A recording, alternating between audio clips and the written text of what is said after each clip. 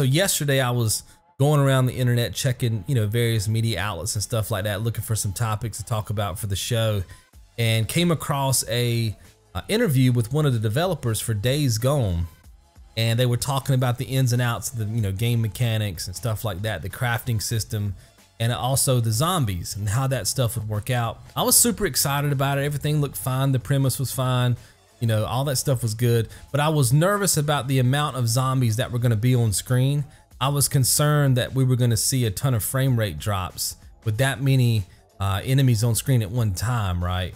And I know that what we saw in the teaser seemed like there wasn't any frame rate issues, but we know, guys, that developers will tend to show us something and then 2-3 years later when the game finally drops, it's watered down. We saw that with Spider-Man with the graphics. We saw that with Watch Dogs.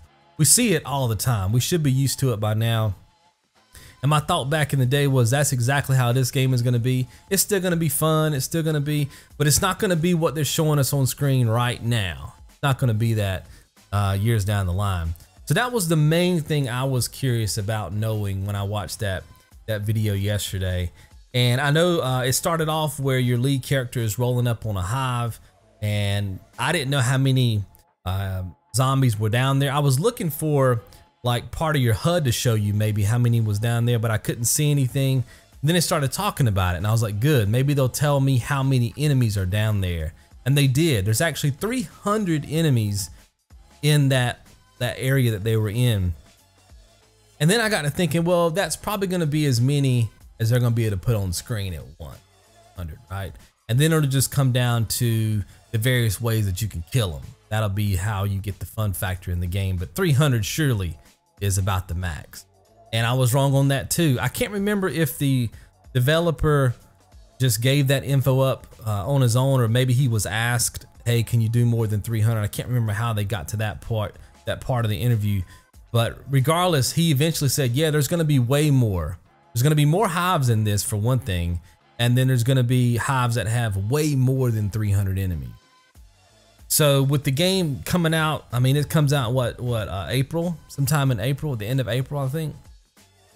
If it's this close and they've already planned to have way more than 300 zombies in these hives, then surely they know how many they can add without the frame rate giving them a problem. You know what I mean? And you guys know me, from a frame rate perspective, it's not really that big of a deal for me.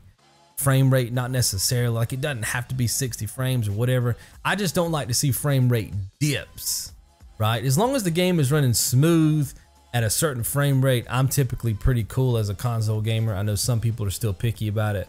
But what I hate to see is it go from a smooth frame rate and then a bunch of enemies get on screen and then it just dips like by half or something, right? I think that's kind of garbage.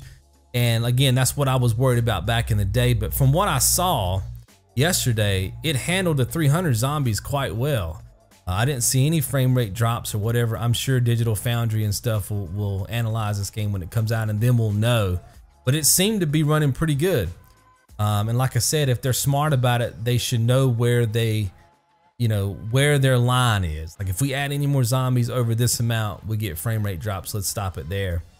So that was kind of cool, and that eased the tension off of the whole Days Gone title for me, just seeing that part. But then I was also impressed by the way that they are designing these areas with these hives of enemies.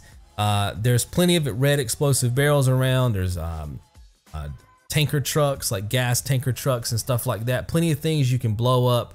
They were also showing that you can run through like crates, and it bottlenecks the enemies a little bit and slows them down. If you climb over something, it slows them down because they are quite fast. And in fact, I think if you watch the video closely, you'll see that they can run at you super quick. I mean, even if you think, oh, I got plenty of distance on them, when you fire a round or two off into the hive, they're pushing up on you really fast.